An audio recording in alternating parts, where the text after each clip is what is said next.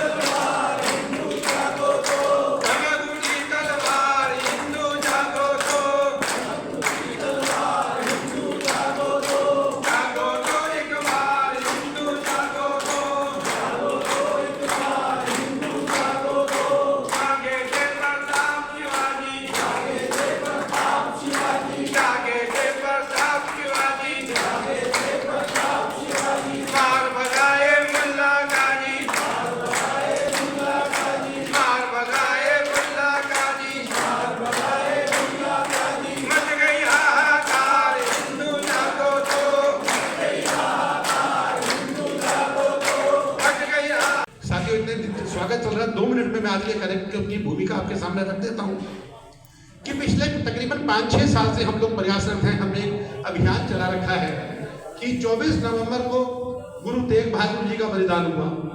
21 दिसंबर से 27 दिसंबर के बीच में गुरु गोविंद सिंह जी के पूरे परिवार का बलिदान हुआ। 23 दिसंबर को हमारे आर्य समाज के स्वामी श्रद्धानंद जी का बलिदान हुआ। हम 25 तारीख को गीता जयंती दिवस और तुलसी पूजन दिवस मनाते हैं। 6 दिसंबर को हम शौर्य दिवस के रूप में मनाते हैं।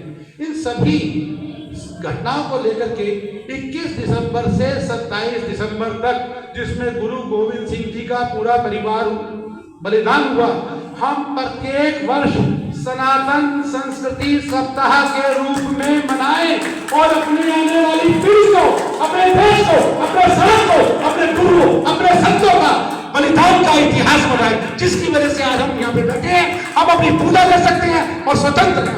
ये समाज को हमारे पता होना चाहिए हमारे गुरुओं का, हमारे संतों का बलिदान। आज अगर हमने जरा सी भी कोताही की, उन्होंने अगर कोताही की होती तो हम आज भी गुलाम होते। ये उन्हीं का दिया हुआ बलिदान है कि आज हम स्वतंत्र हैं और हमारे कंधों में ये बोझ है कि हम ये ध्वजा, ये मशाल स्वतंत्रता की आगे वाली आने वाली पीढ़ी को बनाए। इसीलिए सबसे आगे आने वाली पीढ़ी को बिठा के रखा गया है। इसी कड़ी में ज्यादा समय न लेते हुए सबसे पहले मैं भाई अरविंदर सिंह जी को आमंत्रित करता हूं, वो आए और हमें गुरुओं का इतिहास, उनका बलिदान और कथा सुनाए और हमारा मार्गदर्शन करे, ताकि हमारे भी रोम रोम में गुरु गोविंद सिंह प्रकट हो सके। बोले सो निहाल। इस जयकारे का महत्व शायद आप और हम बड़ी एक सत श्री अकाल के रूप में कह देते हैं। मैं नमन करता हूं सबसे पहले अपने प्रभु और जिसने हमें जन्म दिया, खासकर इस समाज में जन्म दिया। मेरे हिसाब से धर्म मात्र एक सोच है, विचार है, इससे ऊपर कुछ भी नहीं। धर्म, सर्वप्रथम धर्म, मैं अगर अपने आप को सिख कहूं तो गलत होऊंगा। माफ करना यदि किसी को बुरा लगे, मैं पहले क्षमा प्रार्थी हूँ, क्योंकि मुझसे बहुत बड़े बड़े विद्वान यहाँ बैठे हैं जिनके यूट्यूब पे लाखों करोड़ों शायद सब्सक्राइबर्स हैं। मुझे एक भाई साहब जानते हैं, इसका मैं प्रभु से शुक्र करता हूँ कि शायद यही जान ले वही बहुत है, क्योंकि शायद मैं आज भी अपने आप को भी नहीं जानता। मुझे अपने आप को जानने के लिए वहां तक डूबना होगा कि समुद्र की गहराई छोटी पड़ जाए। आप और मैं आज यहां एकत्रित हैं क्योंकि हमारा विचार एक है, हमारी सोच एक है। इसलिए एकत्रित नहीं है कि मैं एक सिख, आप सनातन या कोई हिंदू या किसी और धर्म से मैं संस्थापक रहता हूं या उसके साथ जुड़ा हुआ रहता हूं, ऐसा कुछ भी नहीं है। किसी धर्म के विचार उसे ये कहते हैं कि किसी की हत्या उसके लिए एक जुनून है, उसके लिए पूजा है, पर मेरा धर्म ये नहीं कहता, तो मेरा विचार आपसे मिलता है, उनसे नहीं मिलता।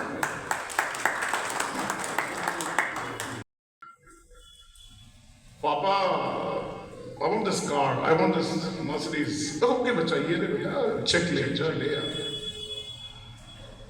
किसी से कह के तो देखिए तेरे बच्चे को एक चांटा मारना चाहता हूं और मार के दिखाइए।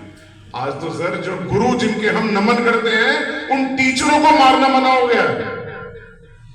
वो टीचर बच्चे को हाथ नहीं लगा सकते, दे विल बी पनिश्ड ऊपर से, उनको उठा करके सजा दे दी जाएगी, हमारा कानून ऐसा आ गया। तो सोचिए जनाब उस गुरु का क्या हृदय रहा होगा जिसने अपने चारों बच्चे, एक बच्चे को भेजा जंग में हार गया, बच्चा हारा गुरु ने, लेकिन जीती कौन? कौम, धर्म जीता।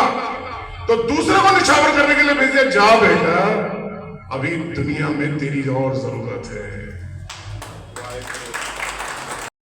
जाने के अतिरिक्त चाहे घर में हो, चाहे मूवी देखने परिवार जा रहा हो, चाहे रेस्टोरेंट में जा रहा हो, चाहे किसी की शादी में जा रहा हो, चाहे पार्टी में जा रहा हो, इसकी एक ही वेशभूषा है, धोती और कुर्ता। इसके सिवा ये कुछ नहीं पहनता। और माता पिता लड़ते, बैठो, माता पिता इस बालक से लड़ते हैं, इसका नाम भी अभिनव अरोड़ा है। माता पिता लड़ते हैं कि बेटा शादी में पार्टी में जा रहे हैं, जीन्स पहन लो, टी शर्ट पहन लो, लेकिन नहीं, धोती और कुर्ता के सिवा कोई वेशभूषा नहीं। आज जरूरत भारत माँ को ऐसे वीर जवानों की, परंपरा जो निभा सके हंस हंस कर बलिदानों। भाई कमल जी गीता के मनीषी हैं, मैं उनको निमंत्रित करता हूं, वो माता तुलसी की और गीता के ऊपर हमें अपना विचार रखें। जय सिया राम। मंच पे उपस्थित सभी, सबका परिचय मेरे से पूर्व वक्ता ने बहुत अच्छी तरह दे दिया, तो मैं समय का सम्मान करते हुए सीधा विषय पे आने का प्रयास करूंगा। मुझे पूज्य राकेश भाई साहब ने आदेश दिया और थोड़ा सा एक डबल पैकेज दिया, तुलसी जी की भी महिमा के लिए और भगवत गीता, जिनकी गीता जयंती का उत्सव भारतवर्ष में या पूरे विश्व में अब तो मनाया जाता है, कल और कुछ लोगों ने परसों भी मनाया था। तो तुलसी जी के बारे में वैसे तो हम सब अपने घरों में उनकी पूजा करते ही हैं, परंतु कभी कभी ऐसा सुनने में आता है और सुनकर के हंसी भी आती है कि आज से कुछ सालों पहले जब भारत अभी विश्व में पूरी तरह से उसकी इमेज उतनी उज्जवल नहीं थी जितनी अब है, तो समझने में आता है कि कई बार विदेशी लोग ऐसी एक लांछन सी लगाते थे हम भारतवासियों के ऊपर कि ये लोग तो पेड़ पौधों की पूजा करते हैं और सांपों की भी पूजा इत्यादि करते हैं। अंतर सिर्फ यही है कि हम भारतवासी हर पेड़ की पूजा नहीं करते। हम किन की पूजा करते हैं? जैसे गीता जी में अश्वत्थ का वर्णन आया, पीपल का वर्णन आया, या तुलसी जी का, जिनका अभी हम महात्म्य वर्णन करने का प्रयास करेंगे। हम सिर्फ उनकी पूजा करते हैं, बाकियों को प्रकृति की देन मान कर करके उनसे जो आधार विहार हमारा चलता है हम उसके ऊपर ही अपना जीवन बिताते हैं। ऐसे ही हम हर सांप की पूजा नहीं करते। हम एकमात्र भगवान विष्णु की जो शेष शैया हैं, शेषनाग जी हैं, हम उनकी उपासना करते हैं। तो तुलसी जी को समझने के लिए एक तो उनका जो बाहरी स्वरूप है, जो इस विश्व में हम सबको दृष्टिगोचर होता है, वो है पौधे के रूप में। जिसके बड़े आयुर्वेदिक गुण भी हैं। अब तो आजकल हम हैंड वॉश भी तो यूज़ कर रहे हैं, उसमें भी तुलसी जी का डाला जाता है, उसमें उनका फ्लेवर इत्यादि। परंतु उनको समझने का एक दूसरा रूप भी है।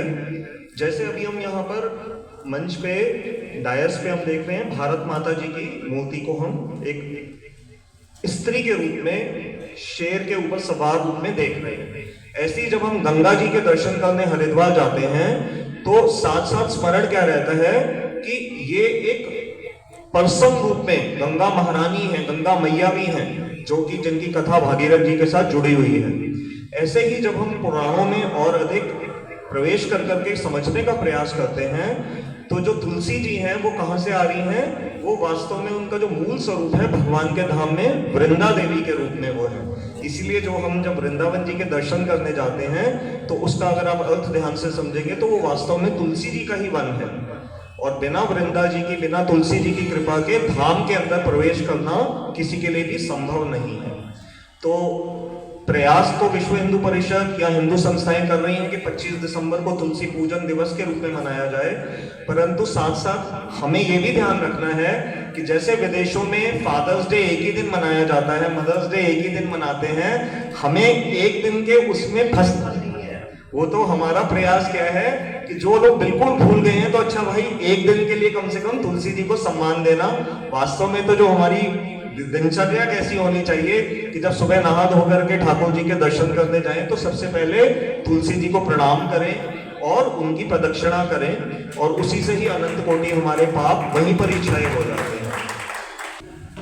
भगवत गीता के विषय में भगवान कहते हैं यदि हम भगवत गीता को अपने जीवन में व्यवहारिक बना लें तो हम सब दुखों से मुक्त हो जाएंगे। हम अपने जीवन में क्या करें, क्या नहीं करें, कैसे करें, क्या सोचें, क्या नहीं सोचें, कैसे सोचें, यही सब व्यवहारिक ज्ञान है। यह व्यवहारिक ज्ञान हम भगवत गीता ज्ञान से बखूबी पा सकते हैं।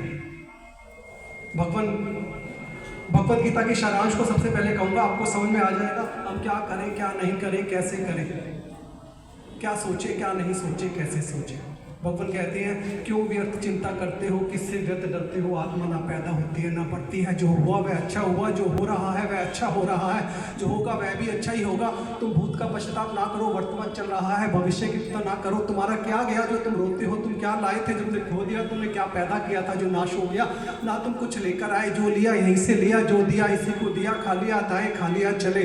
जो आज तुम्हारा है कल किसी और का था, परसों किसी और का होगा, तुम इसे अपना समझकर मन मग्न हो रहे हो। यह प्रसन्नता ही तुम्हारे दुखों का कारण है। परिवर्तन संसार का नियम है, जिसे तुम मृत्यु समझते हो वही एक जीवन है। एक क्षण में तुम करोड़ों के स्वामी बन जाते हो, एक क्षण में तुम दरिद्र हो जाते हो। मेरा तेरा छोटा बड़ा अपना पराया मन से मिटा दो, विचार से हटा दो, फिर सब तुम्हारा है, तुम सबके हो। ना ये शरीर तुम्हारा है ना तुम शरीर के हो। ये अग्नि जल वायु पृथ्वी आकाश से बना है, इसी में मिल जाएगा, परंतु आत्मा स्थिर है। फिर तुम क्या हो? तुम अपने आप को भगवान को अर्पित करो, यही सबसे उत्तम सहारा है। जो इसके सहारे को जानता है वह भय चिंता शोक से सर्वदा मुक्त है। जो कुछ भी तू करता है भगवान को अर्पण करता चल, इसी से तू सदा जीवन मुक्त का आनंद अनुभव करेगा। 18वें अध्याय में कमल जी ने कहा कि परमात्मा ने एक ही उपाय बताया है, आपने अपना कल्याण करना है। सब 66वां श्लोक दोबारा बोलूंगा, सब धम्मान प्रत्यज्य माम एकम शरणम व्रज एम त्वा सापे प्रभु मुक्ति युमि मां सूचा। यानी कि भगवान कहते हैं तू सबका आश्रय छोड़ दे, क्या करना है क्या नहीं करना है, अच्छा क्या है बुरा क्या है, पाप क्या है पुण्य क्या है, सुख क्या है दुख क्या है, हार क्या है जीत क्या है, लाभ क्या है हानि है क्या है, तू सबका आश्रय छोड़ दे, केवल मेरी शरण हो जा। माम एकम शरणम व्रज, तुझे सब दुखों से मुक्त कर दूंगा, सब पापों से मुक्त कर दूंगा। शर्त सिर्फ एक है, प्रभु गारंटी दे रहे हैं दुखों से मुक्त करने की गारंटी, सिर्फ शर्त एक है, परमात्मा की शरण में होना है, संसार की शरण में नहीं होना है। मेरे तो गिरधर गोपाल दूजा ना कोई, इस प्रकार परमात्मा की शरण में होना है। मैं परमात्मा का हूं, परमात्मा मेरे हैं, मैं संसार का नहीं हूं, संसार मेरा नहीं है, इस प्रकार परमात्मा की शरण में होना है। बुद्धम शरणम गच्छामि, सिर्फ परमात्मा की शरण में होना है। यदि हम इस प्रकार जान जाएं तो हमारा कल्याण निश्चित है। ज्यादा समय नहीं लूंगा, धन्यवाद।